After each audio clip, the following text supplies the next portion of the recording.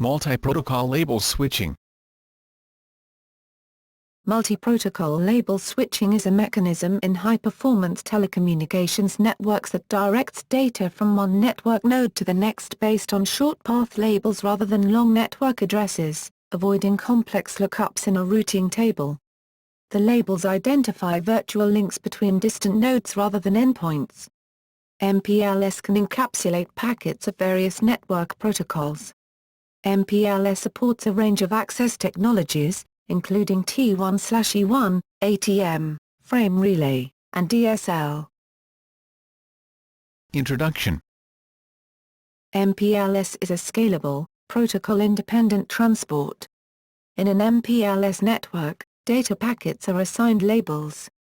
Packet forwarding decisions are made solely on the contents of this label, without the need to examine the packet itself. This allows one to create end-to-end circuits across any type of transport medium, using any protocol. The primary benefit is to eliminate dependence on a particular OSI model data link layer technology, such as asynchronous transfer mode, ATM, frame relay, synchronous optical networking, SONET, or Ethernet, and eliminate the need for multiple Layer 2 networks to satisfy different types of traffic. MPLS belongs to the family of packet-switched networks. MPLS operates at a layer that is generally considered to lie between traditional definitions of Layer 2, data link layer, and Layer 3, network layer, and thus is often referred to as a Layer 2.5 protocol. It was designed to provide a unified data carrying service for both circuit-based clients and packet-switching clients which provide a datagram service model. It can be used to carry many different kinds of the traffic, including IP packets, as well as native ATM, SONET, and Ethernet frames. A number of different technologies were previously deployed with essentially identical goals, such as frame relay and ATM. Frame relay and ATM use it to move frames or cells throughout a network. The header of the ATM cell and the frame relay frame refer to the virtual circuit that the cell or frame resides on. The similarity between frame relay and ATM is that at each hop throughout the network, the label value in the header is changed. This is different from the forwarding of IP packets. MPLS technologies have evolved with the strengths and weaknesses of ATM in mind. Many network engineers agree that ATM should be replaced with a protocol that requires less overhead, while providing connection-oriented services for variable-length frames. MPLS is currently replacing some of these technologies in the marketplace. It is highly possible that MPLS will completely replace these technologies in the future, thus aligning these technologies with current and future technology needs. In particular, MPLS dispenses with the cell switching and signaling protocol baggage of ATM. MPLS recognizes that small ATM cells are not needed in the core of modern networks, since modern optical networks are so fast, as of 2008, at 40 Gbps and beyond, that even full-length 1500-byte packets do not incur significant real-time queuing delays. The need to reduce such delays, for example, to support voice traffic, was the motivation for the cell nature of ATM. At the same time, MPLS attempts to preserve the traffic engineering and out-of-band control that made frame relay and ATM attractive for deploying large-scale networks. While the traffic management benefits of migrating to MPLS are quite valuable, better reliability, increased performance, there is a significant loss of visibility and access into the MPLS cloud for IT departments. History. 1994, Toshiba presents Cell Switch Router, CSR, ideas to IETF-BOF. 1996, Epsilon, Cisco and IBM announce label switching plans. 1997, IETF-MPLS Working Group formed. 1999, first MPLS VPN, L3 VPN, and TE deployments. 2000, MPLS Traffic Engineering. 2001, first MPLS RFCs released. 2002, Atom, L2 VPN. 2004, GMPLS. Large-scale L3 VPN. 2006, large-scale TE. 2007, Large-Scale L2 VPN, 2009, Label Switching Multicast, 2011, MPLS Transport Profile. In 1996 a group from Epsilon Networks proposed a flow management protocol. Their IP switching technology, which was defined only to work over ATM, did not achieve market dominance. Cisco Systems introduced a related proposal, not restricted to ATM transmission, called tag switching. It was a Cisco proprietary proposal, and was renamed label switching. It was handed over to the Internet Engineering Task Force, IETF, for open standardization. The IETF work involved proposals from other vendors, and development of a consensus protocol that combined features from several vendors' work. One original motivation was to allow the creation of simple high-speed switches, since for a significant length of time it was impossible to forward IP packets entirely in hardware. However, advances in VLSI have made such devices possible. Therefore the advantages of MPLS primarily revolve around the ability to support multiple service models and perform traffic management. MPLS also offers a robust recovery framework that goes beyond the simple protection rings of synchronous optical networking, SONETSDH. MPLS operation. MPLS works by prefixing packets with an MPLS header, containing one or more labels. This is called a label stack. Each label stack entry contains 4 fields. A 20-bit label value. A label with the value of 1 represents the router alert label, a 3-bit traffic class field for QoS, quality of service, priority, experimental, and ECN, explicit congestion notification, a 1-bit bottom of stack flag. If this is set, it signifies that the current label is the last in the stack, an 8-bit TTL, time to live, field. These MPLS labeled packets are switched after a label lookup switch instead of a lookup into the IP table. As mentioned above, when MPLS was conceived, label lookup and label switching were faster than a routing table or RIB, routing information base, lookup because they could take place directly within the switched fabric and not the CPU. The presence of such a label has, however, to be indicated to the router switch. In the case of Ethernet frames this is done through the use of ether type values 0x8847 and 0x8848, for unicast and multicast connections respectively. Label switch router. A MPLS router that performs routing based only on the label is called a label switch router, LSR, or transit router. This is a type of router located in the middle of a MPLS network. It is responsible for switching the labels used to route packets. When an LSR receives a packet, it uses the label included in the packet header as an index to determine the next hop on the label switched path, LSP, and a corresponding label for the packet from a lookup table. The old label is then removed from the header and replaced with the new label before the packet is routed forward. Label edge router. A label edge router, LER, also known as edge LSR, is a router that operates at the edge of an MPLS network and acts as the entry and exit points for the network. LERs respectively, push an MPLS label onto an incoming packet and pop it off the outgoing packet. Alternatively, under penultimate hop popping this function may instead be performed by the LSR directly connected to the LER. When forwarding IP datagrams into the MPLS domain, an LER uses routing information to determine appropriate labels to be affixed, labels the packet accordingly, and then forwards the labeled packets into the MPLS domain. Likewise, upon receiving a labeled packet which is destined to exit the MPLS domain, the LER strips off the label and forwards the resulting IP packet using normal IP forwarding rules. Provider router.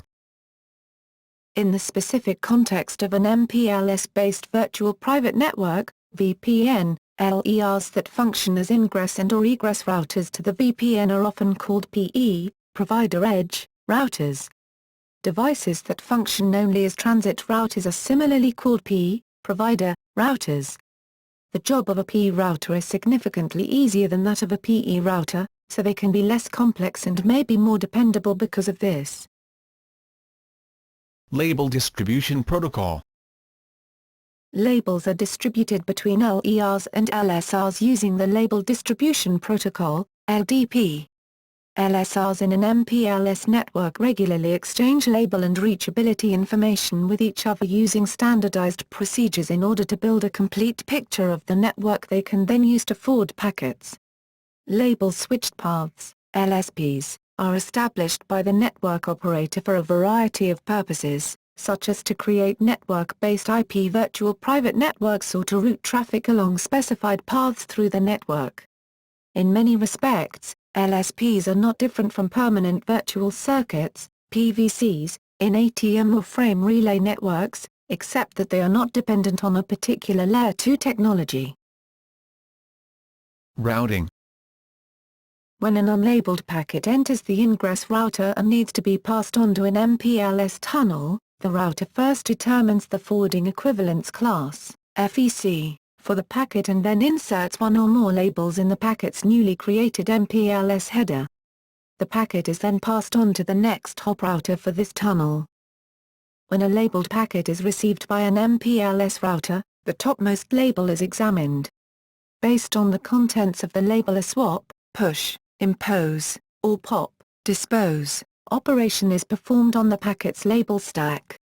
Routers can have pre-built lookup tables that tell them which kind of operation to do based on the topmost label of the incoming packet so they can process the packet very quickly. In a swap operation, the label is swapped with a new label, and the packet is forwarded along the path associated with the new label. In a push operation, a new label is pushed on top of the existing label, effectively encapsulating the packets in another layer of MPLS. This allows hierarchical routing of MPLS packets. Notably, this is used by MPLS VPNs. In a pop operation, the label is removed from the packet, which may reveal an inner label below. This process is called decapsulation. If the popped label was the last on the label stack, the packet leaves the MPLS tunnel. This is usually done by the egress router, but see penultimate hop popping, PHP, below. During these operations, the contents of the packet below the MPLS label stack are not examined. Indeed, transit routers typically need only to examine the topmost label on the stack. The forwarding of the packet is done based on the contents of the labels, which allows protocol-independent packet forwarding that does not need to look at a protocol-dependent routing table and avoids the expensive IP longest prefix match at each hop. At the egress router, when the last label has been popped, only the payload remains. This can be an IP packet, or any of a number of other kinds of payload packet. The egress router must therefore have routing information for the packet's payload, since it must forward it without the help of label lookup tables. An MPLS transit router has no such requirement. In some special cases, the last label can also be popped off at the penultimate hop, the hop before the egress router. This is called penultimate hop popping, PHP. This may be interesting in cases where the egress router has lots of packets leaving MPLS tunnels, and thus spends inordinate amounts of CPU time on this. By using PHP, transit routers connected directly to this egress router effectively offload it, by popping the last label themselves. Label switched path. A label switched path, LSP, is a path through an MPLS network, set up by a signaling protocol such as LDP, RSVPTE, BGP or CRLDP. The path is set up based on criteria in the FEC. The path begins at a label edge router, LER, which makes a decision on which label to prefix to a packet based on the appropriate FEC. It then forwards the packet along to the next router in the path, which swaps the packet's outer label for another label, and forwards it to the next router.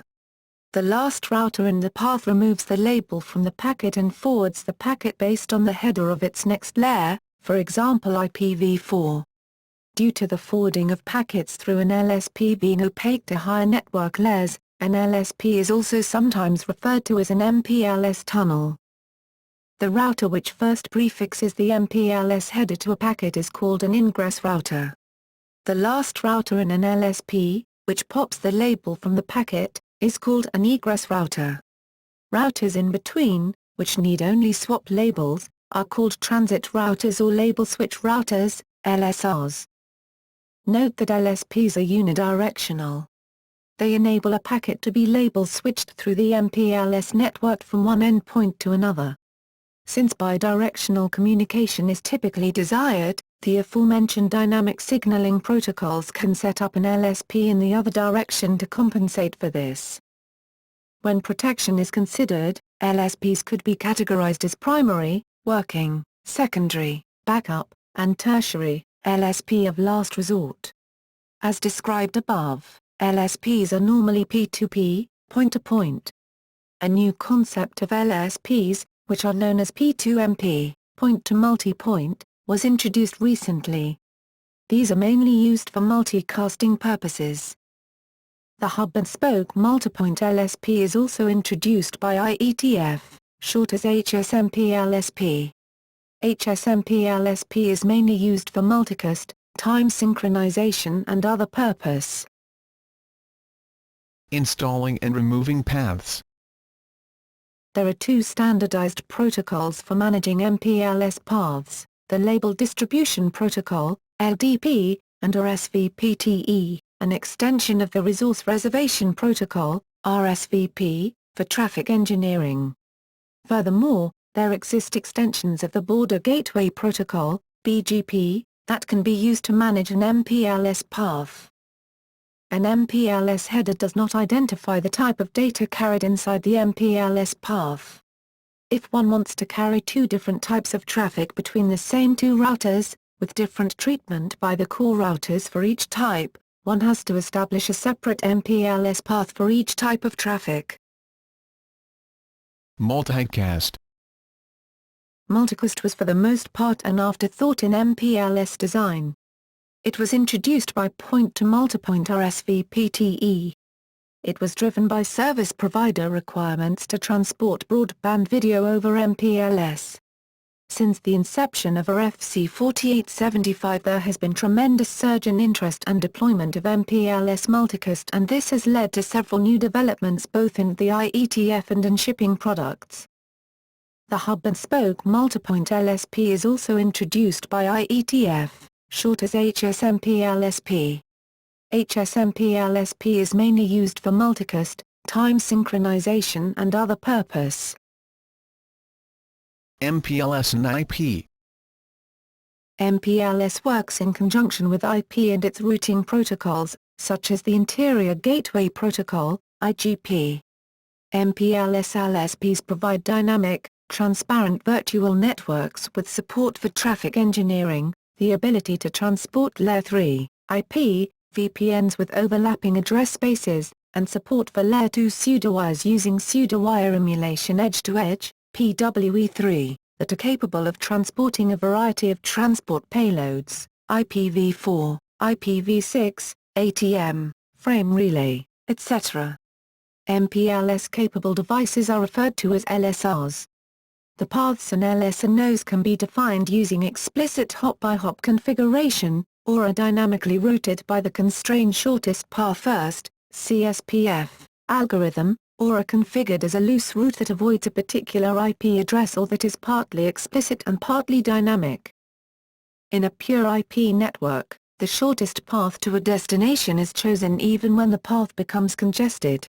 Meanwhile, in an IP network with MPLS traffic engineering CSPF routing, constraints such as the RSVP bandwidth of the traversed links can also be considered, such that the shortest path with available bandwidth will be chosen.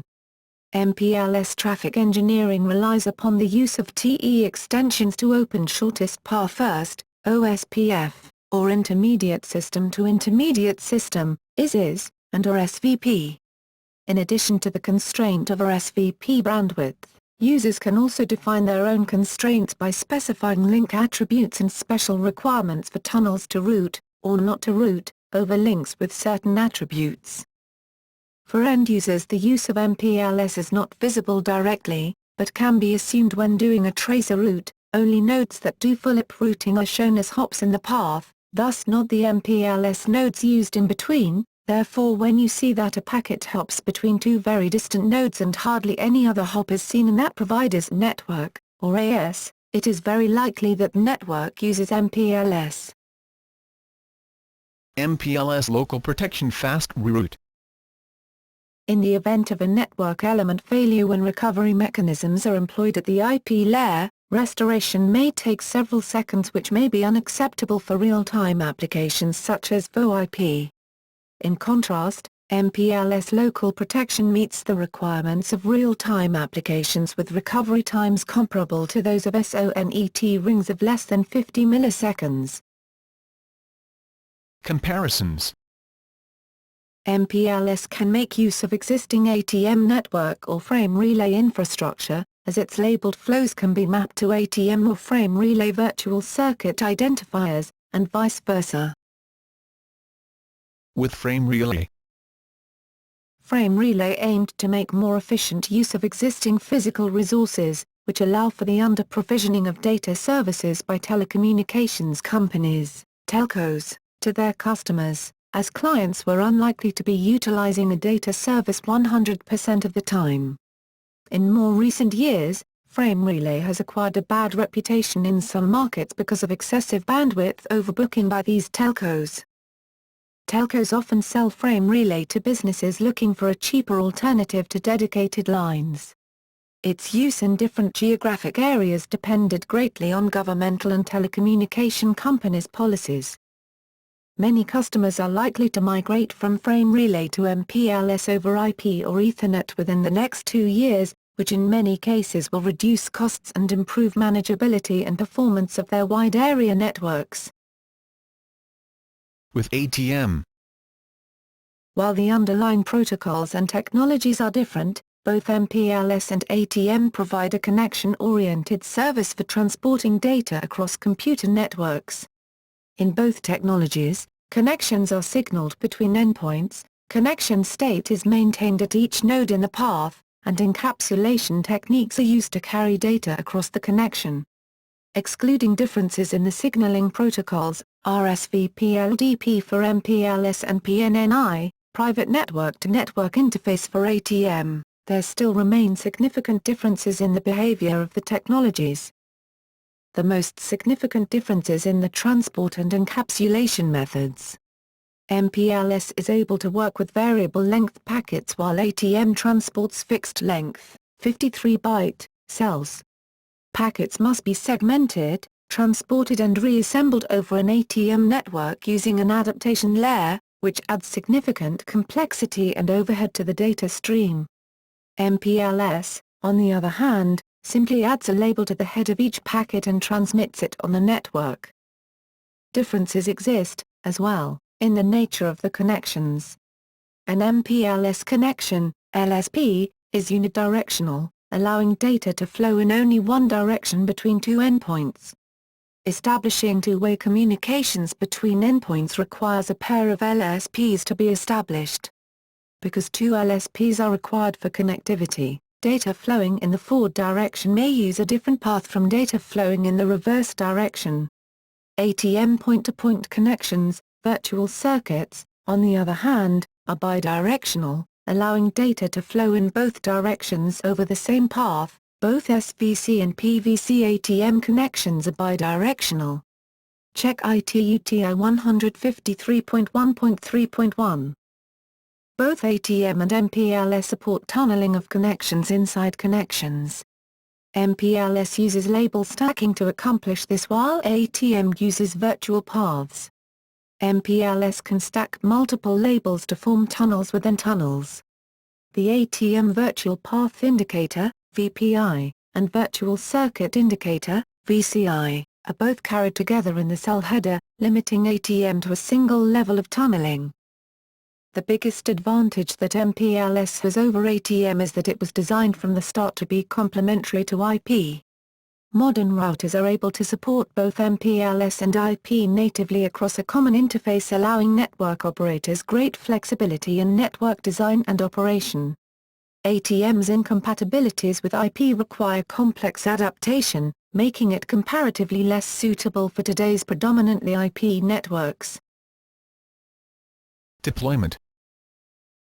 MPLS is currently, as of March 2012, in use in IP-only networks and is standardized by the IETF and RFC 3031. It is deployed to connect as few as 2 facilities to very large deployments. For example, in the retail sector, it is not uncommon to see deployments of 2,000 to 5,000 locations to communicate transaction data to a headquarters data center. In practice, MPLS is mainly used to forward IP protocol data units, PDUs, and virtual private LAN service, VPLS, Ethernet traffic. Major applications of MPLS are telecommunications traffic engineering, MPLS VPN and MPLS VPLS. Evolution. MPLS has been originally proposed to allow high-performance traffic forwarding and traffic engineering in IP networks. However, it evolved in generalized MPLS, GMPLS, to allow the creation of label-switched paths, LSPs, also in not-native IP networks, such as SONET/SDH networks and wavelength-switched optical networks. Competitors. MPLS can exist in both an IPv4 and an IPv6 environment, using appropriate routing protocols. The major goal of MPLS development was the increase of routing speed. This goal is no longer relevant because of the usage of newer switching methods, such as ASIC, TCAM and CAM-based switching. Now, therefore, the main application of MPLS is to implement limited traffic engineering and Layer 3/Layer 2 service provider type VPNs over IPv4 networks. Besides GMPLS, the main competitors to MPLS are shortest path bridging, SPB, provider backbone bridges, PBB, and MPLS-TP. These also provide services such as service provider Layer 2 and Layer 3 VPNs. L2TPv3 has been suggested as a competitor, but has not reached any wider success. Some Internet providers are offering different services to customers along with MPLS. These services mainly include National Private Lease Circuit, NPLC, IPLC etc. As an example of NPLC, consider City A and City B. An organization has an office in each city. The organization requires connectivity between these two offices. The ISP will have access to a POP in each city and therefore has a link between the POPs. To connect the offices to the POPs, a connection via the local loop will be commissioned for each office. In this way, an NPLC is delivered. IEEE 1355 and SpaceWire are a family of simplified physical layer standards very similar in function at the hardware level to MPLS.